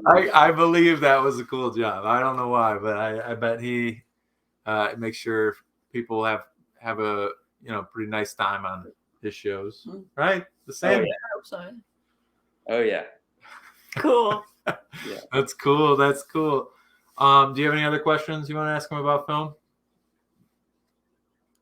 No, I'm just it's just interesting to hear him speak of it, really. Yeah, Yeah, he knows a shit ton of We don't stuff. always talk to him about it. This yeah. guy knows a lot of stuff. He's got crazy experience, and he's really modest about it. That's why I'm glad we have him here. And Yeah, just so you know, when you watch a movie and you get to escape reality for a while and just like kind of be in a different world or place or anything, and it's crazy that we people have the ability to have that entertainment to escape modern day life and just kind of let your imagination kind of go crazy. But then just don't forget about the people behind the scenes. It takes hundreds and hundreds of people and hours and hours and hours. I mean, hours and hours and hours. one day is usually 12 to 14 hours a day. You're working 75 80 hours a week. Yeah. And hopefully the industry gets their shit together and eventually we can manage the crew to actually have an outside life outside of making movies. And yeah, it's like so many of those people love what they do, but that doesn't mean that that should be all they do in their life. Exactly. Yeah. Symptoms of the capitalism that runs shit is starting to manifest, and our support and solidarity to all the union workers, kind of organizing together to say, hey, we're human beings, we deserve to have some balance or the chance of balance. I know that 14-hour days are not something that you were unfamiliar with or your wife was unfamiliar with, and in some ways you've had to work really hard to balance out your life with other things like taking beautiful photos, creating things with your hands like amazing wood sculptures and things like that. I can even see the door and the arrow behind you. Your craftsmanship's awesome. And then you've also been making music to like achieve balance with like the demands of your career and the film industry and like how you've been interacting with it over the years. So yeah, everybody's got to step aside a little bit and from what they do. Work can't be everything. There's got to be time to create. There's got to be time for self-care. I mean, self-care is so freaking important these days. It's one of the most important things, and I found that for me in the business, I just got burnt out real quick. I didn't have any time. I couldn't help myself, let alone help anybody else with the amount of hours. Yeah. Yeah, like self-care in that sense, like we're just talking getting enough sleep, even like drinking enough water, like, eating enough food, just like sleeping enough to like the basics, get to work the next day. Because they're just like working you so hard. Yeah, it's tough. And solidarity to the union. And I hope that it's a brighter future for the crews out there, and that the money people can understand that we can make movies, but we also need to have a life, and time for ourselves. So do you remember when you first snapped a photo and were like, oh man, I love taking photos? Like still photography, like I know that's still a big passion of yours. Yeah. Do you remember how early that was? That was like sophomore year in high school, so like 1999, I think. Nice. And I got my first AE1 Canon from the checkout at school at Hersey High School, and took my first roll of film, and it was just looking through the lens. I remember just being inspired, like, ooh, it's like a whole different world. Yeah. Like we see different things, and getting to develop that film and then print out pictures of that I took was all like, the whole process. I just fell in love with it pretty quickly. Yeah, One of so your cool. photos is on the back cover of the Mason's Case album, Looking for Escapes. It's that beautiful contrasty photo that you took of the back of the building and with all the fire escapes. Yeah. I love that. It's like kind of spooky. It's really special to me and AC, that photo in particular. But yeah, you've taken a lot of really amazing photos. We have a bunch of your stuff all over the house. So you think you'll ever like put up like e-commerce website to sell your prints and stuff like that? Because I know that I would buy that shit, and I think you'd have a couple other fans be buying your shit. Yeah, I mean, maybe eventually I'll get back into it. And I definitely, have kind of digressed a little bit lately from taking photos. For me, photography was always a way to escape, and to almost just like walk around and just like look and see and feel and just kind of, just kind of relax. And I guess since, I kind of had some hard times going through mental issues and depression, that I just kind of lost a lot of inspiration with just going out and shooting photographs. Yeah, feel that. It becomes more of a battle than it was just feeling relaxed. But I am starting to sort of find more joy in that, and I kind of went back to doing photographs with film. Cool. Using film and stuff like that, and not having that immediate gratification with digital cameras has kind of brought that like sense of, ooh, I think that's going to be a good one. It's going to be a good one. And that anticipation and waiting for it kind of like reminded me of why I started liking photography in the first place. That's awesome. So yeah. There's just so much to do too, like only so many hours in a day. So it's like easy for different things we're passionate about to like crowd out other things. Like I know you started making really beautiful stuff with wood, and I know that you recorded this amazing album, Here We Go Again. Mm-hmm. That probably took up a lot of your free time. You know what I mean? Yeah. And have you continued to do woodworking too as a way to like kind of decompress? I have, yeah.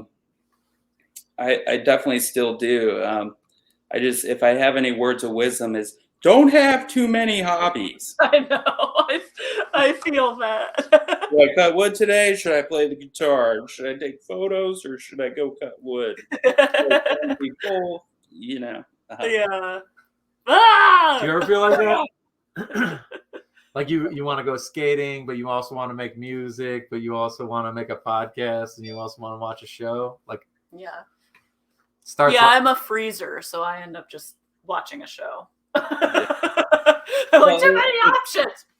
Yeah, it's crazy how like just in your own thoughts, and it's like, well, what should I do? Should I go make something? I've been wanting to make something, but I also like want to get this done. Ooh, I kind of want to make bread too, and like make this awesome dinner. And then it's just like, then the anxiety kicks in, and then it's just like, I'm just gonna watch the show and order Grubhub. Yeah. Yep. And that's okay. That's shit happens. That shit happens for sure. Sure. What made you want to put these songs out as Christopher Thomas? Like, was this like kind of a new chapter for you? Like, was this a way for you to kind of like mark anything personal for yourself? Yeah. Yeah. In 2017, I kind of went, got very depressed and almost manic, very high depressive manic state. And I sort of kind of got lost in that and went through a really hard time. Thankfully you were there, and my wife was there, and Erin and AC, and I just had good people around me, and I got the help I needed.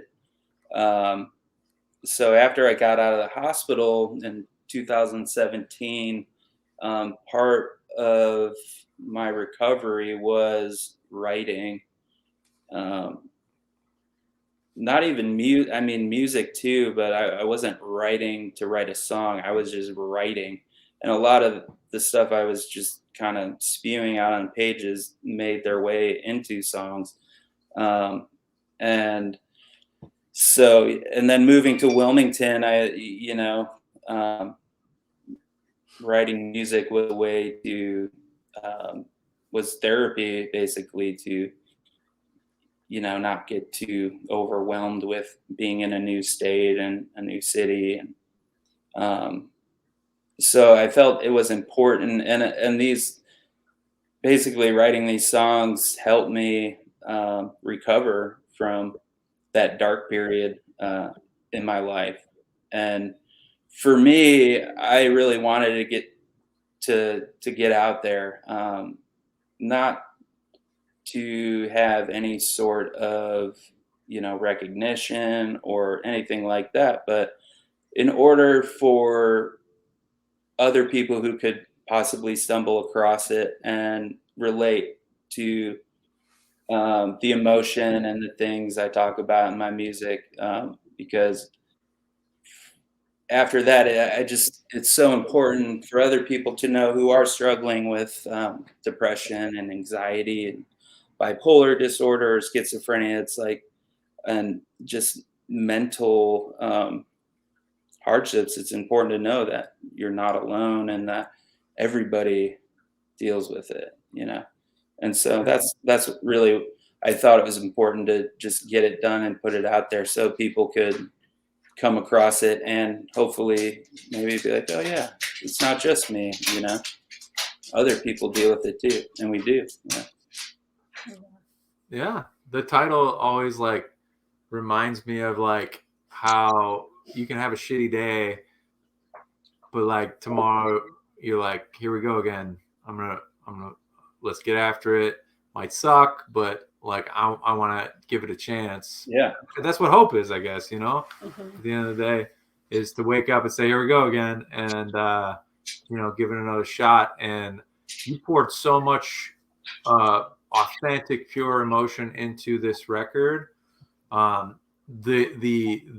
way you played pedal steel and acoustic guitar and the way you let these songs just be like really honest and like painfully so, I think it makes just one of the best records I've heard in a couple years. You recorded it in Hendersonville with Brad Bocci and Sydney at their Bamboo House Productions studio.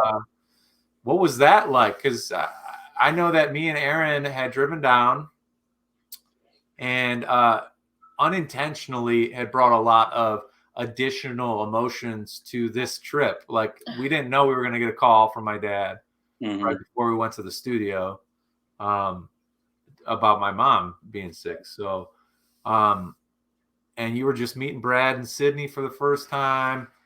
You want to talk a little bit about that? And then maybe we'll like get you to play some songs for us. Yeah. Sure. Yeah. Thankfully, we decided to go with you guys up to Hendersonville and Asheville to meet Brad and Sydney. And that, thankfully for you guys, you introduced us to some great friends of ours, and they're only 5 hours away from here, but just Brad and Sydney are just such great human beings, so talented. And we really saw that. And also just the way they listen to, everybody, and they're just super genuine, and it was a way to sort of build a relationship and have Brad record it, and Sydney, with her beautiful voice, put in some background vocals on some of my songs as well. And it was just so lucky to have those two help carry that out and see it to the end.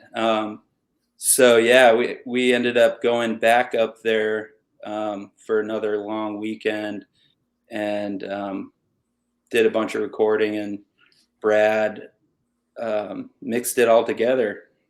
Yeah. And then a an audio mixer who his name's Larry Long, just a fantastic dude. Lives here in Wilmington, does a lot of the shows. He's just an audio genius. He mastered it for free. Wow. Damn. And just with Larry and Brad and Sydney and you guys, like I had just good people around me to get it done, and so it kind of forced me to get the ball rolling and put it out there. And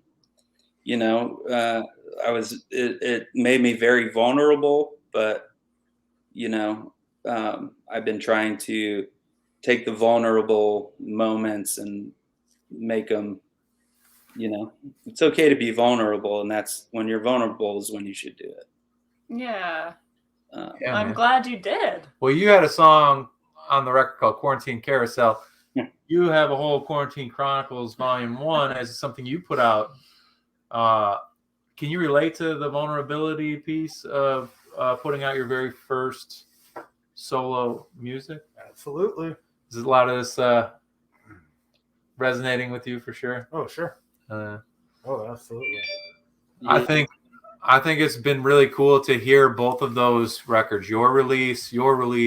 It feels like a really great way to know you even more deeply than I already do as someone that's been in your life a long time. But I recommend them highly to anybody. And I bet you'd be down to play a song from Here We Go Again, song or two. What are you feeling? I could. Or would you rather Dan We pull could up play the something. Bandcamp and we just we listen to a selection from it? Yeah, play one of your favorite tracks. Okay. I think Dan, if you could pull up Christopher Thomas's Bandcamp for us, and we'll kind of have a look at what the Bandcamp page has to offer. You can go there and support Chris's music. You can pick out your favorite track. You can, get them for yourself and put them on your playlists at home and stuff like that. This is Christopher Thomas's music page on Bandcamp. And let's just go ahead and play the first song. Here we go again. Let's have a listen.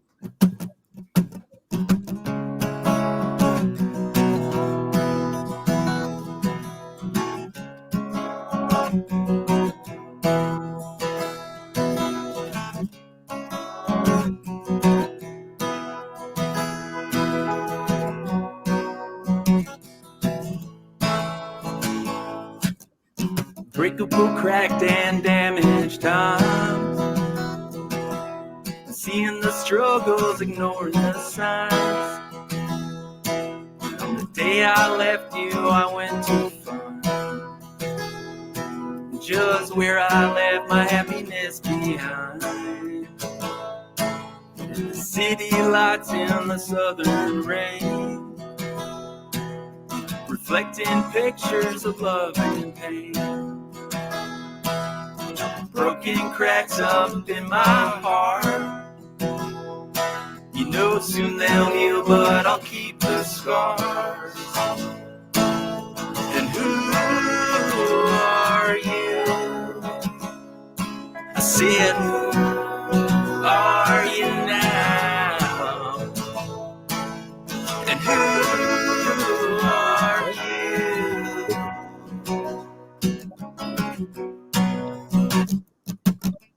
Tell me, stars, do you actually align? Or are you just scattered like us do in time?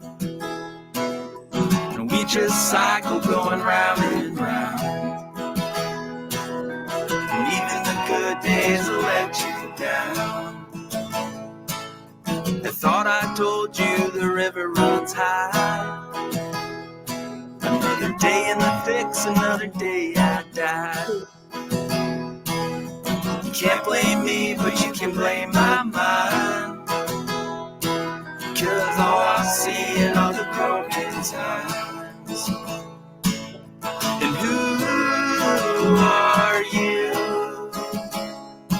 I said, who are you now? And who are you?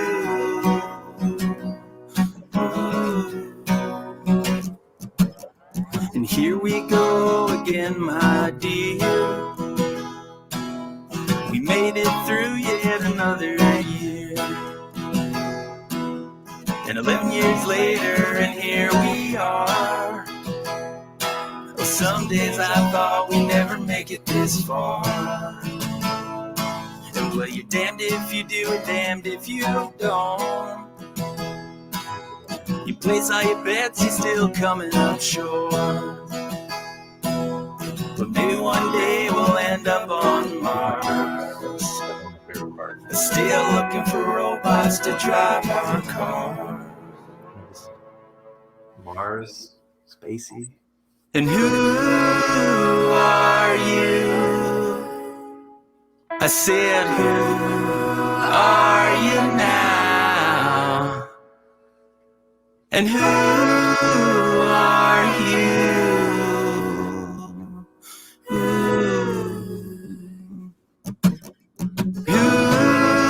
are you? I said, who are you now?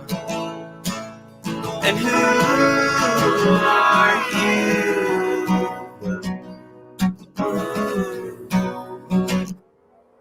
Oh man, that's great. Thank you, Dan. You want to give it a pause? Yeah. So, Chris, anything you want to say about that song in particular? The title track? Here we go again. Yeah, that song really came together. And I wrote that here in Wilmington, and it was sort of just kind of one of those things that's like, you know, like just asking yourself, who are you? You know? Yeah. Basically. I think a lot of people can relate to having to like ask yourself that after a thing that's happened in your life where you're kind of like,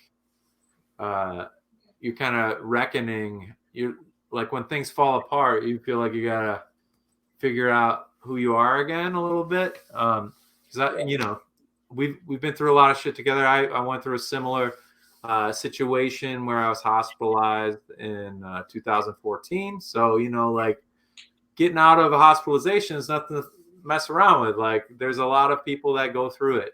So we should talk about that one, you know, because a lot of people are like, oh, I'm the only one. It's not the case. Here's two of us right here, you know. Oh yeah. And it's just like getting out of the hospital for anything. You had to take care of yourself, and then you got to start recovery, which can be really hard to do when you feel like you're the only person that's been through it. But I think Restless Mind in particular on this record captures a moment in time. It's like so raw, and it also like is brave in that it doesn't shy away from the fact that people have thoughts of suicide. When people are feeling really, really bad, it is not uncommon for people to think about harming themselves or you know, not wanting to be around. And that's really heavy, and that's really, really sad, but it's a reality that people need to acknowledge, and kind of why the network is doing what it does, right? So I mean, it feels it when you're in that state of mind, it's almost it seems like the best way sometimes to just be done with it, like the easiest way to just get through it and just be done with it. And that's sort of how I thought of it was, you know, it's just too hard to feel this way, and it's going to be so hard trying to like figure out my life after this and blah blah blah, and like, you know, it's easier for your mind to go to that suicide piece, and it was for me. It was easy for my mind to go there, very easy, but it is not there's no taking that back, you know. And it's crazy how when you're in that state of mind and having those suicidal ideations, how that doesn't really cross your mind. Yeah. You know, it's like, I'm going to take this step because this is an easy way out and I won't have to deal with it anymore. And the fact of the matter is that, like, you're not ever going to take that back. You'll never have a ability to heal or grow from it. And, you know, luckily I had good people around me, and was able to get help. And yeah, I'm part of growing out of that, and realizing that I deal with depression, and I still do. It's something that doesn't go away, you know. Yeah. But now I have tools to manage it and help, and people to reach out to. Yeah, and the work that you guys are doing, the Hope for Us Network, is really great. And, you know, having good mental health and being able to reach out and be honest with how you're feeling, because other people are feeling it too, you know. There's always hope. Always hope. Yeah, I mean, the pain can just be so debilitating and so intense sometimes that you forget it's going to be temporary, and that, like, pain is often an indication of, like, a growth period where, like, it hurts, like you're blossoming or whatever, you're fighting through some shit, and it's painful, but you know, it's worth it to be there for yourself. It's worth it to be there for others and see what else this fucking crazy life has in store for us. Because I tell you what, the last couple of years, I'm good with all the wild, you know, curveballs that's thrown at us, but let's just keep riding this crazy ass circus together, and, like, taking turns, taking care of each other. I know AC's been there for me when I've been really low, and I've gotten to, like, take turns there. You've been there for me, and vice versa. And I think, like, probably one of the hands down most powerful songs I've ever heard is that song "Restless Mind" from this record. Yeah, that was a really raw. That was the first lyrics that came out of the discharge from the hospital fairly soon after that. Yeah.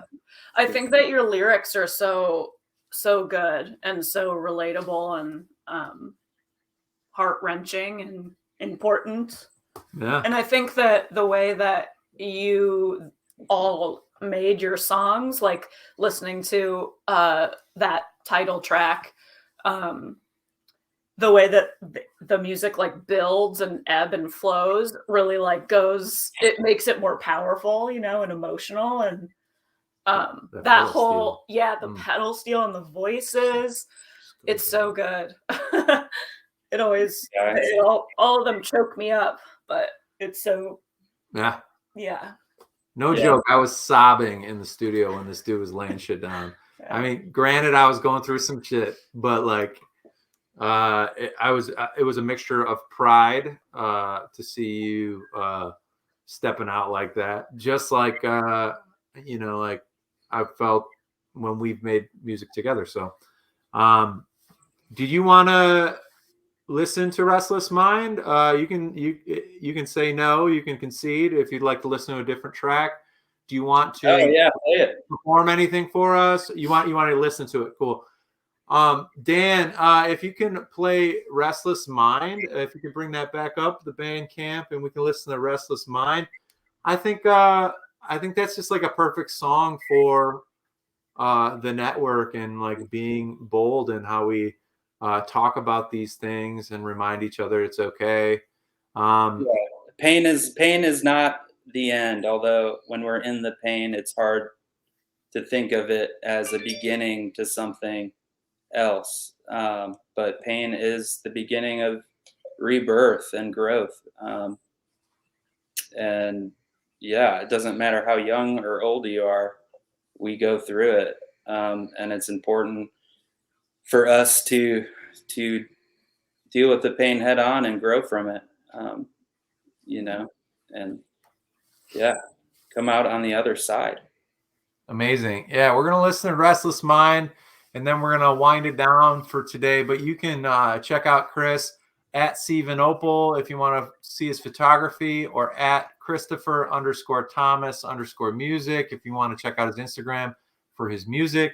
But most of all, that Bandcamp is going to be where you can get the music, support artists directly, and it's really great to see you. Maybe on one of the Hope Lounges, me and you can just go back and forth with our guitars, like play one song a piece, and just kind of pass it back and forth a little more informally.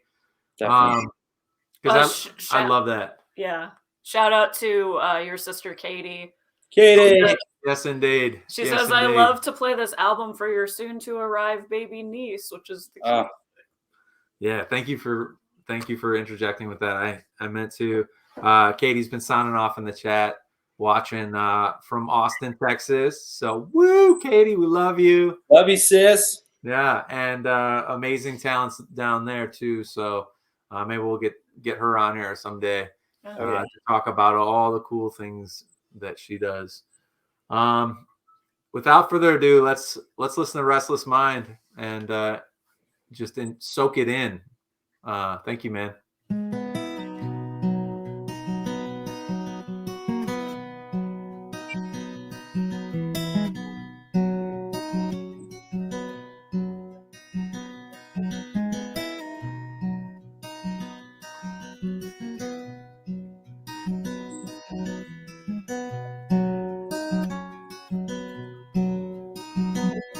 Take me off this hospital bed.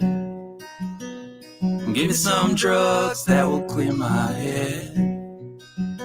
It's this restless mind is taking over me, and it won't let me go, it won't let me be. Now my fists are clenched, and all I see is red. I'm so angry now, I put a gun to my head,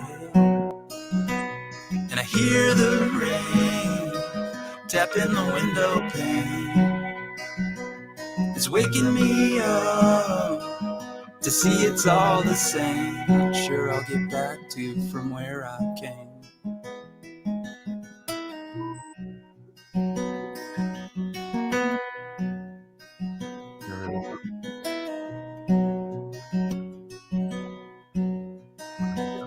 The thoughts in my head keep shaking me around.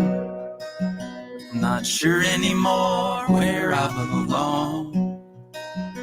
And a broken glass has cut my skin. Won't you cut me out? I wanna start again. And I'll go outside, I'm gonna start a fire, and I'll watch it burn, burn, burn. I'll start another. I hear the rain tapping the window pane. It's waking me up to see it's all the same. Ain't nothing's changed, Lord, I'm still in pain.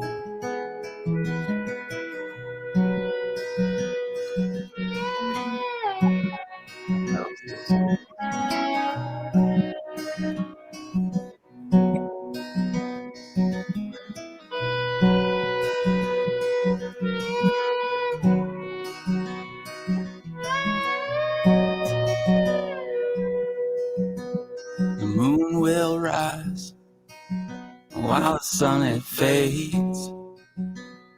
Though tomorrow'll never be the same, it's a beautiful thing to know that we can change. We can let it go and throw away the shame. And the thunder crack keeping me awake. And still I see this world hasn't changed. I need a little time to let go of the pain.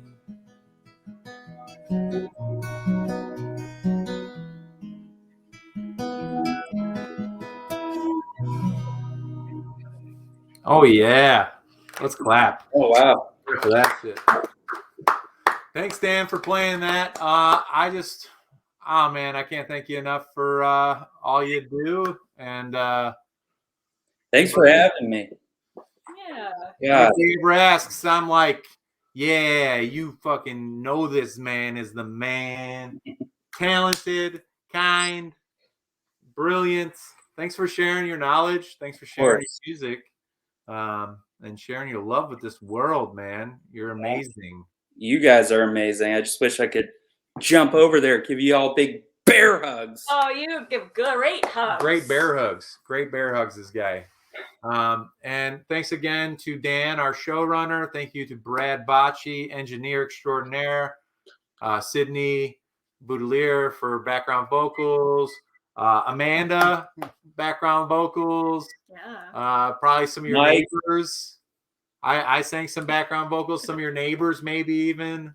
Yeah. And yeah, in general, much love to everybody out there in the network, out in Twitch. And thank you again. Thanks for your tuning in. vulnerability and sharing, Chris. Yeah. Absolutely. 2 weeks. Don't be afraid to share. We'll do this again in 2 more weeks. The Tomorrow Show with AC, Erin D. I'm Mike V. That's Chris V. And we love you all. Thanks so much. Have a good rest of your Sunday. Yay.